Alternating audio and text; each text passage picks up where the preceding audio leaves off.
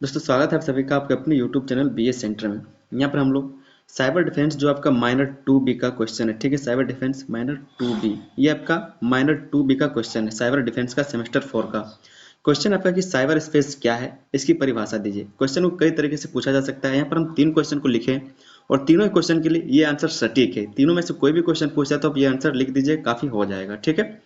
Question है कि cyber space क्या है, इसकी परिभाषा दीजिए, तब भी आप यही आंसर लिखेंगे। अगर क्वेश्चन इस तरह से पूछता है कि साइबर स्पेस की परिभाषा दीजिए, इसके प्रमुख घटकों और उपयोग तथा विशेषताओं का वर्णन करें, तब भी आप आंसर यही लिखेंगे।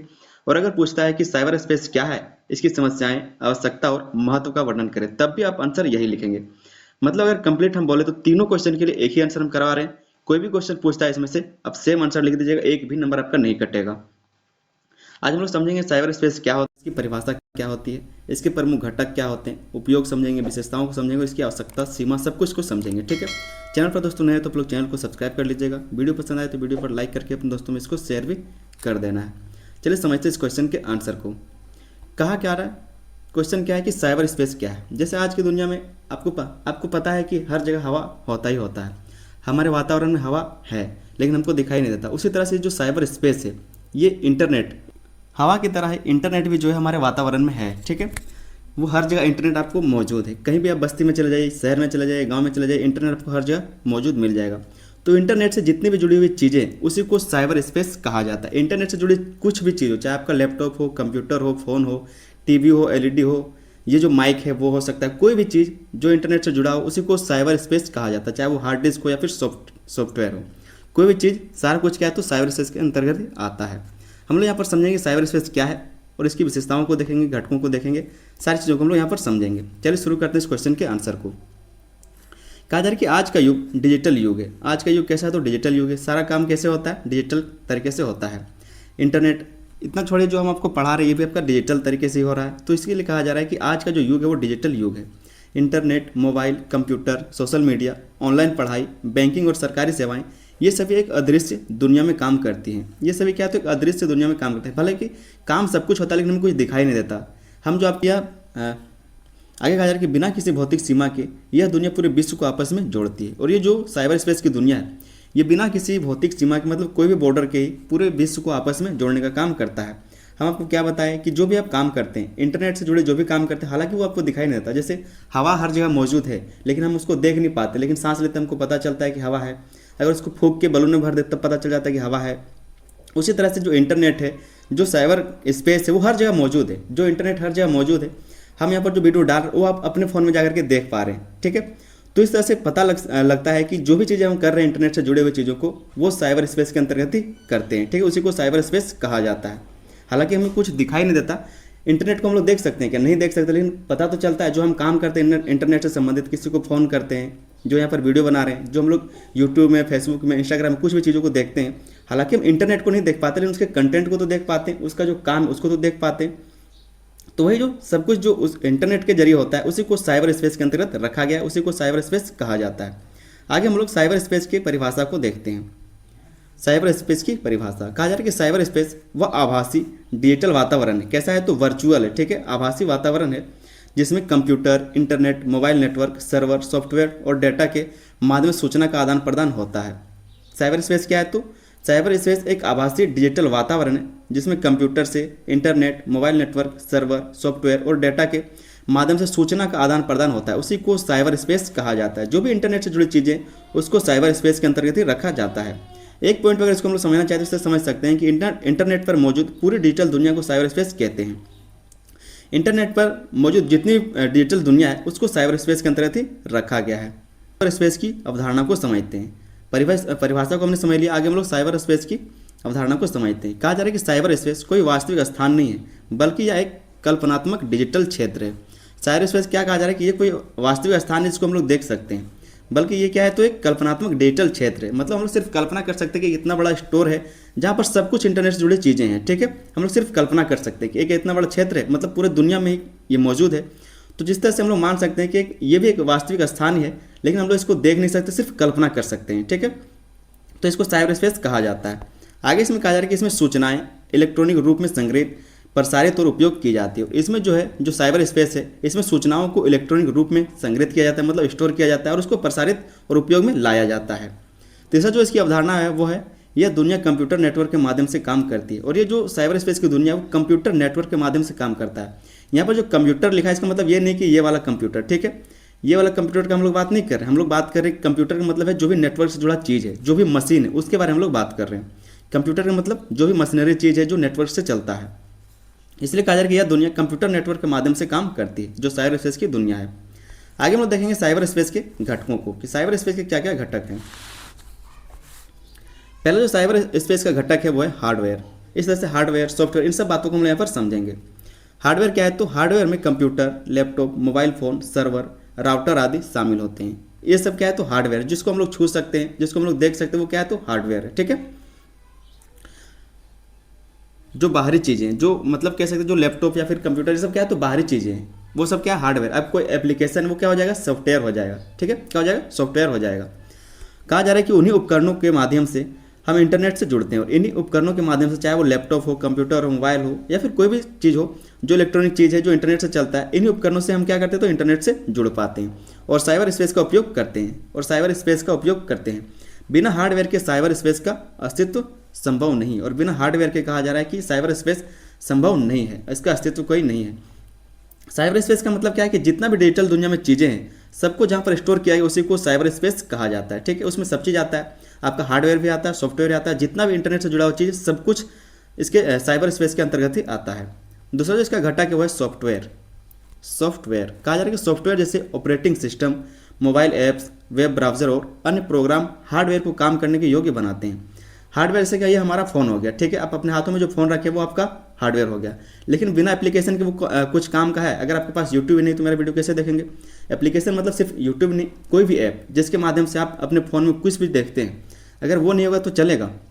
इसलिए कहा जा रहा है कि सॉफ्टवेयर जैसे कि ऑपरेटिंग सिस्टम हो गया, ऑपरेटिंग सिस्टम के लिए हम अलग से क्वेश्चन करवाएंगे। मोबाइल ऐप्स हो गए, वेब ब्राउज़र हो गया, या फिर अन्य जो प्रोग्राम हार्डवेयर को काम करने के योग्य बनाते हैं, ये सॉफ्टवेयर ही हमें ईमेल भेजने, वेबसाइट देखने और ऑनलाइन कार्य करने की सुविधा देते हैं। और जो सॉफ्टवेयर है इसी के माध्यम से हम लोग क्या करते हैं, तो कोई भी काम करते हैं, जो भी ऑनलाइन कार्य होता है उनको कर पाते हैं। सॉफ्टवेयर का मतलब क्या है कि जो भी आपके फ़ोन में चलता है, जैसे कि ऑपरेटिंग सिस्टम हो गया, ये भी एक आपका सॉफ्टवेयर हो गया। जो मोबाइल ऐप्स है ये भी आपका सॉफ्टवेयर हो गया। जो वेब ब्राउज़र जिसके माध्यम से आप अलग अलग चीज़ों को इंटरनेट में सर्च करते हैं, जो भी अन्य प्रोग्राम है, ठीक है, तो ये सब क्या है, तो सब कुछ सॉफ्टवेयर है। आगे हम लोग देख लेते हैं नेटवर्क को। नेटवर्क भी इसका एक घटक है। Network internet, wifi, mobile data और केबल नेटवर्क से मिलकर बनता है। ये जो नेटवर्क है वो कैसे बनता है, तो इंटरनेट से मिलकर के बनता है, वाईफाई से, मोबाइल डेटा से, या फिर जो केबल नेटवर्क है उससे मिलकर के बनता है। नेटवर्क के बिना एक कंप्यूटर दूसरे कंप्यूटर से नहीं जुड़ सकता। साइबर स्पेस की सबसे मजबूत नींव नेटवर्क ही है। नेटवर्क के बिना जब कोई काम ही नहीं होगा तो फिर साइबर स्पेस कहाँ से रहेगा। नेटवर्क से ही पूरा दुनिया चलता है। जो आप वीडियो देख पा रहे हैं या फिर हम जो वीडियो बना पा रहे हैं वो नेटवर्क से चलता है, और क्योंकि नेटवर्क के कारण ही साइबर स्पेस है, ठीक है। जब नेटवर्क आया तभी तो साइबर स्पेस बन पाया। इसलिए कहा जा रहा है कि साइबर स्पेस की सबसे मजबूत नींव कौन है, नेटवर्क है। सबसे मजबूत नींव नेटवर्क है। नेटवर्क से ही सब कुछ होता है। अगला इसका घटक है वो है डेटा एवं सूचना। डेटा और सूचना। डेटा में टेक्स्ट, जो डेटा में टेक्स्ट है, फोटो है, वीडियो है, ऑडियो और दस्तावेज शामिल होते हैं। डेटा में ये सारी चीज़ शामिल, जो हमारे पास सामग्री, हमारे पास क्या है, तो टेक्स्ट हो सकता है, फोटो है, वीडियो है, ऑडियो है, दस्तावेज, जो भी डॉक्यूमेंट्स वगैरह ये सब क्या है, तो डाटा है। यही डाटा साइबर स्पेस में संग्रहित और साझा किया जाता है। सूचना जितनी सुरक्षित होगी साइबर स्पेस उतना ही उपयोगी होगा। एक और उदाहरण देते हैं हम आपको साइबर स्पेस का, ठीक है। जैसे से हम यहाँ पर वीडियो डाल रहे हैं तो मेरा सब कुछ मेरे ही आईडी पे, मेरा जो यूट्यूब चैनल उसमें सब कुछ स्टोर होता जा रहा है। तो ये सब कहाँ पर हो रहा है, तो सब ये कैसे हो रहा है, तो डाटा साइबर जो स्पेस है उसी में संग्रहित होता जा रहा है और आप वहीं से देख रहे हैं। ऐसा नहीं कि हम आपको डायरेक्ट भेज दे रहे हैं, आप जो देख पाते हो मेरे चैनल पर रखा हुआ है, आप वहाँ से जाकर के देख लेते हैं। इसलिए कहा जा रहा है कि data, text, photo, video, audio और दस्तावेज शामिल होते हैं इसमें। यही डेटा साइबर स्पेस में संग्रहित और साझा किया जाता है, और ये जो डेटा है वो साइबर स्पेस में जाता है। उसके बाद आप लोग वहाँ से देखते हैं। सूचना जितनी सुरक्षित होगी साइबर स्पेस उतना ही उपयोगी होगा। पांचवा जो पॉइंट है, पांचवा जो इसमें घटक है वो उपयोगकर्ता, जो हमारे जैसे यूजर्स हैं। कहा जा रहा है कि उपयोगकर्ता वे लोग हैं जो साइबर स्पेस का प्रयोग करते हैं। यूजर कौन है, जो साइबर स्पेस का प्रयोग करते हैं, जो इंटरनेट का प्रयोग करते हैं। छात्र हो गए, शिक्षक, व्यापारी, सरकारी कर्मचारी और आम नागरिक सभी साइबर स्पेस के उपयोगकर्ता हैं। उपयोगकर्ता के बिना साइबर स्पेस निष्क्रिय हो जाएगा। ये सही बात बोला जा रहा है कि उपयोगकर्ता के बिना साइबर स्पेस निष्क्रिय हो जाएगा। अगर कोई देखने वाला नहीं रहेगा, कोई बनाने वाला नहीं रहेगा, तो साइबर स्पेस क्यों रहेगा, ठीक है। तो बिना उपयोगकर्ता के साइबर स्पेस नहीं चल सकता। आगे हम लोग देखेंगे साइबर स्पेस के उपयोग को, कि साइबर स्पेस का उपयोग कहाँ होता है और कैसे किया जाता है। शिक्षा के क्षेत्र में शिक्षा के क्षेत्र में इसका उपयोग, साइबर स्पेस का शिक्षा के क्षेत्र में उपयोग कैसे किया जा रहा है। साइबर स्पेस के माध्यम से ऑनलाइन कक्षाएं, ई लर्निंग, डिजिटल पुस्तकें और प्रतियोगी परीक्षाओं की तैयारी संभव हो गई है। प्रतियोगी जो परीक्षाएं हैं, जो ऑनलाइन कक्षा कर रहे हैं, जो ई लर्निंग है, ठीक है, जो इलेक्ट्रिक लर्निंग है या फिर जो डिजिटल पुस्तकें हैं, ये सब क्या है तो तैयार हो पा रहा है, संभव हो पा रहा है ये सब चीज़ें। इससे दूर दराज के छात्रों को भी शिक्षा का अवसर मिला है। और इससे क्या है तो जो दूर दराज बैठे छात्र हैं, जैसे किसी को यूपीएससी का तैयारी करना है, क्या वो सारे लोग दिल्ली जाकर के तैयारी कर सकते हैं? जो इलाहाबाद है वहाँ जाकर के तैयारी कर सकते हैं, लखनऊ में तैयारी कर सकते हैं? नहीं कर सकते। जो गाँव के रहने वाले लोग हैं वो यहीं गाँव में बैठे बैठे तैयारी कर लेंगे, ठीक है। तो शिक्षा के क्षेत्र में इसका उपयोग हो रहा है साइबर स्पेस का। आगे जो इसको यूज है वो है संचार के क्षेत्र में उपयोग। संचार के क्षेत्र में भी साइबर स्पेस का उपयोग होता है, जैसे कि ईमेल भेजना, व्हाट्सएप में, फेसबुक में, वीडियो कॉल और सोशल मीडिया के माध्यम से लोग तुरंत संपर्क कर सकते हैं। साइबर स्पेस ने संचार को तेज, सस्ता और सरल बना दिया है। तो साइबर स्पेस का यहाँ भी उपयोग होता है संचार के क्षेत्र में, ठीक है। लोग बातचीत करने के लिए जो साइबर स्पेस है उसका इस्तेमाल करते हैं। तीसरा जो इसका उपयोग है वो है व्यापार और रोजगार में उपयोग। व्यापार के लिए और जो रोजगार है उसमें भी लोग उपयोग करते हैं, जैसे कि ऑनलाइन शॉपिंग हो गया, डिजिटल मार्केटिंग हो गया। डिजिटल मार्केटिंग का मतलब क्या है कि जो प्रचार प्रसार होता है मोबाइल फ़ोन से, फेसबुक से, इंस्टाग्राम से, इसके बारे में भी हम क्वेश्चन करवाएंगे जब हम डिजिटल मार्केटिंग के बारे में क्वेश्चन आपको करवाएंगे। फिर हो जाएगा आपका फ्रीलांसिंग और work from home. Cyber space की देन है। जो वर्क फ्रॉम होम है, जो घर से बैठे बैठे लोग काम कर लेते हैं, क्यों होता है? क्योंकि इंटरनेट का ज़माना है। इंटरनेट के जरिए वो लोग काम कर लेते हैं। अगर हाथ से करने वाला काम रहता, अगर शरीर से करने वाला काम रहता, तो यहाँ पर बैठे बैठे होता नहीं होता, वहाँ पर जाना पड़ता जहाँ पर काम है। इससे नए रोजगार के अवसर पैदा हुए हैं। तो ये सब हम लोग क्या देख रहे हैं, सब उपयोग देख रहे हैं। आगे हम लोग देखेंगे साइबर स्पेस का जो अगला उपयोग है वह बैंकिंग एवं वित्तीय सेवाएं। बैंकिंग और जो वित्तीय सेवा वहाँ पर भी इसका उपयोग होता है। कहा जा रहा है कि net banking, UPI, ATM, online भुगतान और डिजिटल वॉलेट साइबर स्पेस पर आधारित। ये सब क्या है तो साइबर स्पेस पर आधारित है, जहाँ पर डाटा संग्रहित है। जैसे कि आपका कोई भी यूपीआई पिन होगा जो आप फोन पे, गूगल पे करते हैं, कोई ना कोई पिन आपने बना रखा होगा, तो पिन कहाँ पर जाता है? सब साइबर स्पेस में आपका सेव है, ठीक है। जब भी वो पिन आप डालते हैं तो आपका पैसा कट जाता है, जो आपको भेजना रहता है पैसा, वो आपका पैसा कट जाता है। तो सब कहाँ पर है तो साइबर स्पेस में सब आपका जो डाटा वो सेफ रहता है और सेव भी रहता है। तो जैसे आप पिन डालते हैं सब कुछ आपका काम होने लगता है। इससे लेन देन सुरक्षित और तेज हो गया है। अगला जो इसका कार्य है, अगला जो इसका उपयोग है वो है सरकारी कार्यों में उपयोग। सरकारी कार्यों में भी इसका प्रयोग किया जा रहा है। तो ई गवर्नेंस के क्षेत्र में, ऑनलाइन आवेदन में, डिजिटल प्रमाण पत्र और सरकारी योजनाओं की जानकारी साइबर स्पेस से संभव हुई है।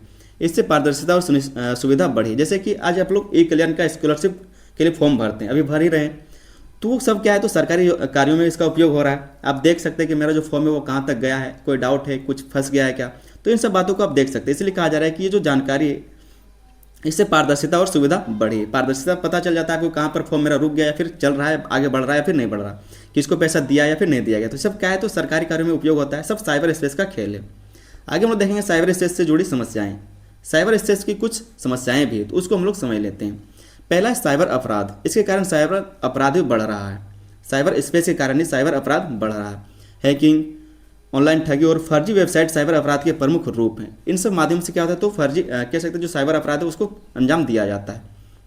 इससे लोगों का पैसा और डेटा दोनों खतरे में पड़ जाते हैं। इससे क्या होता है लोगों का जो पैसा है, जो कमाई है, वो भी चला जाता है और जो डाटा है वो भी चला जाता है। जैसे आपके फ़ोन में कोई निजी चीज़ होगा, कोई फोटो, कोई वीडियो, ठीक है, तो इसका भी लीक होने का खतरा है या फिर जो पैसे आपके अकाउंट है वो भी जाने का चांस है। तो साइबर अपराध बढ़ता है साइबर स्पेस के ही कारण। तो ये सब उससे जुड़ी समस्याएं हैं। आगे हम लोग देखते हैं जो डेटा चोरी और गोपनीयता का उल्लंघन है। इसके कारण डेटा चोरी और गोपनीयता का उल्लंघन भी होता है। व्यक्तिगत जानकारी जैसे कि आधार, बैंक विवरण और पासवर्ड चोरी हो सकते हैं, क्योंकि सब स्टोर है पहले से। जो भी आप यहाँ पर फ़ोन में कर रहे हैं सब कुछ आपका साइबर स्पेस में जा चुका है। अब आप चाह के भी उसको डिलीट नहीं कर सकते। एक बहुत ही बढ़िया बात है कि फ़ोन में आप एक बार जो कुछ कर दिए वो हमेशा के लिए रहेगा, जीवन भर रहेगा। जब तक इंटरनेट रहेगा तब तक रहेगा। अगर कोई फोटो आप अपने फ़ोन में लिए, भले आप ना निकाल सके, लेकिन एक बार जो इंटरनेट में चला गया वो फिर डिलीट नहीं होता है, वो हमेशा के लिए रहेगा जब तक विश्व में इंटरनेट है। आगे इसमें कहा जा रहा है कि इससे व्यक्ति की निजता पर गंभीर खतरा उत्पन्न होता है। इससे क्या है तो व्यक्ति की निजता पर भी गंभीर खतरा उत्पन्न होता है। अगर इसकी समस्या है वो है साइबर बुलिंग, ठीक है। ये क्या है तो सोशल मीडिया पर गाली गलौज, जो आप सोशल मीडिया पर गाली गलौज हो जाता है या फिर धमकी और मानसिक उत्पीड़न को साइबर बुलिंग कहते हैं। इन सब घटनाओं को ही साइबर बुलिंग कहा जाता है। इसका असर बच्चों और युवाओं पर अधिक पड़ता है। मान लीजिए आप गाली गलौज नहीं करते लेकिन सुनते तो हैं, या फिर कोई देता है तो उसको तो पता चल जाता है, न्यूज़ में आ जाता है, तो इन सब बातों से भी इसका असर बच्चों पर पड़ जाता है, या फिर युवा भी इसको देख करके क्या तो उससे कभी कभी प्रेरित हो जाते हैं, या फिर उनको घृणा की नज़र से देखते हैं, तो इसका असर बच्चों और युवाओं पर भी पड़ता है। अगला जो इसका समस्या है फर्जी खबरें और अफवाहें। ये जो साइबर स्पेस है इसके कारण फर्जी खबरें भी आने लगी और अफवाहें भी फैलने लगी हैं। साइबर स्पेस पर झूठी खबरें बहुत तेज़ी से फैलती हैं। जो भी साइबर स्पेस है, जैसे कि आपका फेसबुक हो गया, फेसबुक में कोई भी अगर बात लिख करके डाल दिया, अगर वो गलत भी है, फर्जी भी है, तब भी वो वायरल हो जाता है। ठीक है, इंस्टाग्राम में इस तरह से सिस्टम है, यूट्यूब में, तो जो भी साइबर स्पेस पर झूठी खबरें वो बहुत तेज़ी से फैलती हैं। इससे समाज में भ्रम, भय और तनाव उत्पन्न होता है। इससे क्या है तो समाज में भ्रम पैदा होता है, भय पैदा होता है, मतलब लोगों को जो जानकारी जाननी चाहिए था उसको छोड़ करके जो गलत जानकारी वो भी जान लेते हैं वो लोग। तो फर्जी खबरें और अफवाह भी इसका क्या है तो एक समस्या बना हुआ है। पांचों जो इसमें समस्या देखने को मिलता है वो है डिजिटल लत। डिजिटल लत, जो इंस्टाग्राम में लोग 3-3 4-4 घंटे तक रील्स स्क्रॉल करते रहते तो डिजिटल लत भी लग चुका है। लोगों को फ़ोन के बिना नींद नहीं आता और जैसे नींद खुलता है वैसे ही फ़ोन चाहिए। मोबाइल इंटरनेट का अधिक उपयोग मानसिक और शारीरिक समस्याएं पैदा करता है। जो मोबाइल है या फिर जो इंटरनेट है उसका अगर ज़्यादा देर तक उपयोग किया जाए तो उससे मानसिक और शारीरिक समस्याएं पैदा हो सकती हैं। यह छात्रों की पढ़ाई और स्वास्थ्य दोनों को प्रभावित करता है। जो डिजिटल लत है वो क्या करता है तो जो छात्रों की पढ़ाई है, ऐसा नहीं कि छात्र जो सिर्फ पढ़ाई करते फ़ोन से, वो और भी कुछ देखते हैं, ठीक है, रील्स देखते हैं, या फिर कोई भी उनका जो गाना सुनने का शौक है, मूवी देखने का शौक है, तो यह छात्रों की पढ़ाई को प्रभावित करता है और जो स्वास्थ्य है उसको भी प्रभावित करने का काम करता है। कौन? डिजिटल लत या फिर जो साइबर स्पेस है।